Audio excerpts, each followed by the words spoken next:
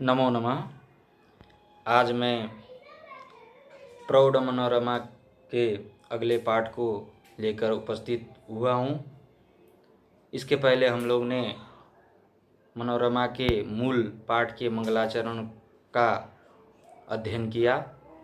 आज हम हयवरट सूत्र में हकार ग्रहण करने के प्रयोजन को जानते हैं, पढ़ते हैं।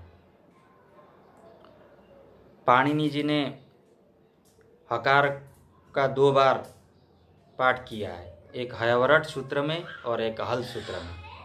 14 सूत्र उन्होंने बनाए हैं, उसमें एक सूत्र में हयवरट है, एक सूत्र उसमें हकार है और हल अंतिम सूत्र जो है उसमें हकार है। तो इसका क्या प्रयोजन है? तो पहले सूत्र हयवरट, इस सूत्र में हकार ग्रहण करने के प्रयोजन को भट्टोजी दीक्षित बताते हैं। तो हयवरट इति सूत्रे हकारोपदेशः अट् अस् हस् इण ग्रहणेषु हकार ग्रहणार्थः, ऐसा वो कहते हैं। अर्थात हयवरट सूत्र में हकार ग्रहण करने का प्रयोजन फल अस प्रत्याहार में हकार आ जाए, अट प्रत्याहार में हकार आ जाए, अस प्रत्याहार में हकार आ जाए और हस प्रत्याहार में हकार आ जाए और इण प्रत्याहार में हकार आ जाए। अर्थात ये 4 प्रत्याहार में ह का समावेश हो, ये तदर्थ हयवरट सूत्र में हकार पड़ा है। तो इसका प्रयोजन क्या है? तो पहला प्रयोजन देते हैं, अट प्रत्याहार में हकार ग्रहण करने का प्रयोजन है। अर्हेण यहाँ पर अट कुपुआंगनुम व्यवायपि इस सूत्र के द्वारा नकार को णत्व करना है। तो कैसे? तो जैसे अर्र शब्द से हम टा करते हैं और उसके स्थान पर इना आदेश करने के बाद गुण करके अर्हेण ये शब्द बनाते हैं। तो यहाँ पर रेप से परे नकार है, लेकिन बीच में हकार का व्यवधान है। तो बीच में हकार का व्यवधान होने के कारण अब यहाँ रसाभ्याम नोण समान पदे, इस सूत्र से तो नकार को णत्व तो नहीं होगा। तो अट कुपुआंग नुम व्यवायपि ये सूत्र है, तो वो सूत्र कहता है कि अट कवर्ग पवर्ग आंग नुम एतेर व्यस्तैः यथा संभव मिलितैश्च रसाभ्याम परस्य नस्य ण स्यात् समान पदे। समान पदे एक पद में र और स से परे, श मूर्धन्य स से परे नकार को णत्व होता है, लेकिन बीच में यदि व्यवधान हो तो केवल अट का व्यवधान और कवर्ग का व्यवधान, पवर्ग का व्यवधान, आंग का व्यवधान और नुम का व्यवधान, नुम का ये व्यवधान मान्य है, अर्थात ग्राह्य है। इन 4-5 का व्यवधान हो तो चलेगा, अन्य व्यवधान हो तो यहाँ पर न को णत्व नहीं होगा। तो ये कहने के कारण यहाँ पर अब रेफ से परे नकार तो है अरेहन में, लेकिन ह का व्यवधान आ रहा है। तो अब ह को हमारे अट प्रत्याहार में ह आ जाएगा, क्योंकि अ ई उ ऋ ए ओ ऐ औ ह य व र, तो वहाँ ह आ गया अट में। तो अट का व्यवहार, अट प्रत्याहार का ग्रहण यहाँ पर ग्राह्य है। ए तदर्थ अट कुपुआंगनुम व्यवायपि इस सूत्र से नकार को णत्व हो गया, इसमें कोई बाधा नहीं है। तो अर्हेण ये बना, तो एक प्रयोजन ये हो गया। दूसरा प्रयोजन, अस प्रत्याहार में हकार ग्रहण करने का क्या प्रयोजन है? तो यहाँ पर देवा हसंती ऐसा प्रयोग है, देवा हसंती है। तो देव शब्द से जस कर लेते हैं तो और सवर्ण दीर्घ करने के बाद देवास बनता है, तो वहाँ स को रुत्त होकर देवार हसंती ऐसा बनता है। तो देवार हसंती यहाँ पर रेफ को भो भगो अघो अपूर्वस्य योसी इस सूत्र के द्वारा य करते हैं। तो देवाय हसंती होता है, तो यह का हली सर्वेशाम इससे लोप हो जाने पर देवा हसंती ये बनता है। लेकिन यहाँ पर रेफ को यह करने के लिए ही अस में हकार का प्रयोजन है। कैसे? तो भो भगो अघो अपूर्वस्य योसी ये सूत्र है। एतत् पूर्वस्य अर्थात भो से पूर्व हो, भो पूर्व में होने वाला हो, भगो पूर्व में होने वाला हो, अघो पूर्व में होने वाला हो और अवर्ण पूर्व में होने वाला जो ऋत्व संबंधी जो रेफ है उसके स्थान पर यह आदेश होता है अस पर होने पर।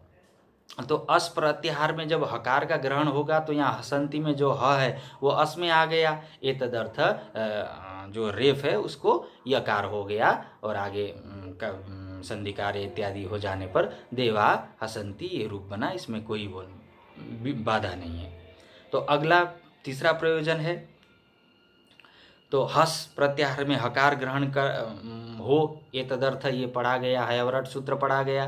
तो हस में हकार का ग्रहण होने से हस प्रत्याहार बनेगा, हयवर हयवर ल यमंगण न झव घड़ ध जव गड़ ध। तो यहाँ तक ये हस प्रत्याहार में आएंगे वर्ण, जो भी वर्ण है। तो यहाँ देवो हसति ये प्रयोग है, देवो हसति। तो देव शब्द से यहाँ सु करते हैं और उसको रुत्व करते हैं, तो देवर हसति ये बनता है। तो देवर हसति में रेफ को उत्व करने के लिए किस सूत्र से, हसीचा इस सूत्र से।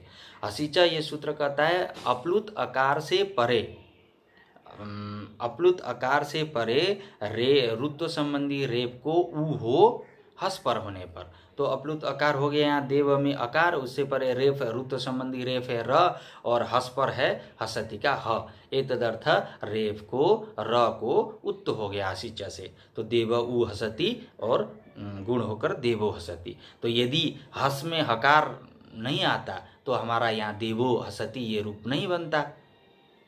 तो इसका ये प्रयोजन हुआ। अंतिम प्रयोजन है इण प्रत्याहार में हकार का ग्रहण हो, एतदर्थ। तो इण में हकार आए तो इण प्रत्याहार बनेगा ई उ रिल री ए ओ ऐ औ ह य व र ल, यहाँ तक आ गया इण प्रत्याहार। तो इण प्रत्याहार में भी ह आ गया, तो इसका प्रयोजन आगे बताते हैं। लीली ही ढ्वे ये इसका रूप है, प्रयोजन है, मतलब अर्थात लीली ही द्वे ऐसा बन जाने पर यहाँ ध्वम संबंधी जो ध है उसको विकल्प से मूर्धन्य आदेश अर्थात ढत्व करने के लिए है। तो किस सूत्र से, विभाषेट सूत्र से है। जैसे विभाषेट सूत्र है, विभाषेट सूत्र का अर्थ है इणः परो य इट, इण से परे जो इट, ततः परेशाम उससे परे, अर्थात ईण पहले ईण प्रत्याहार वाला कोई वर्ण होना चाहिए, उससे परे इट होना चाहिए, इट जो इटागम इट, उससे भी परे सीध्वम अर्थात आशीर लिंग में आत्मने पद में ध्वम हो जाने के बाद ध्वम सीध्वम बनता है, तो वो वाला ध्वम संबंधी जो ध है वो होना चाहिए, अथवा लुंग लकार होना चाहिए, अथवा लिट होना चाहिए। ये तीन संबंधी जो धकार है, ध्वम संबंधी जो धकार है उसको विकल्प से मूर्धन्य आदेश करता है, अर्थात ढ करता है, ढ। तो इसका अर्थ हो गया। तो यहाँ पर अब हकार इण प्रत्याहार में आ गया हमारे हयवरट सूत्र पढ़ने के कारण। तो अब इण प्रत्याहार के अवयव ये ह हो गया, तो ह हो गया।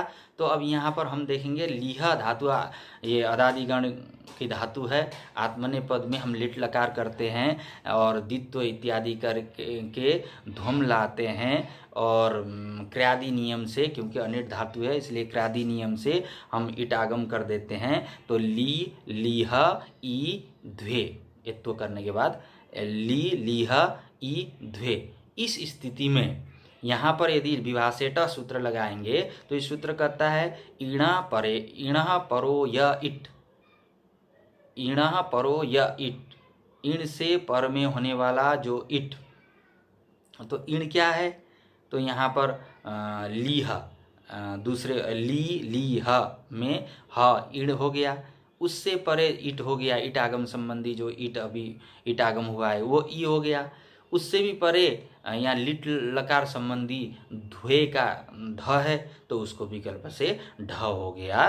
तो लीली ही ढ्वे एक रूप ये बना, ये विकल्प से करता है। और न होने के पक्ष में जैसा ध्वे है ध ही रहेगा, तो लीली ही ध्वे लीली ही ढ्वे, ये दो रूप बनता है।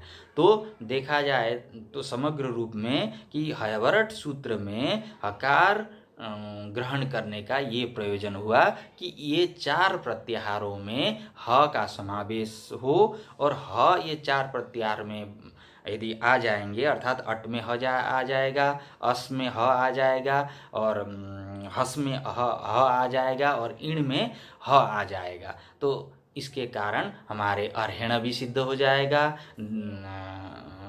देवा हसन्ति भी सिद्ध हो जाएगा, देवो हसति भी सिद्ध हो जाएगा और लिली हिड्वे भी सिद्ध हो जाएगा। तो इसी को इस आज पाठ इसी में विराम करते हैं। धन्यवाद।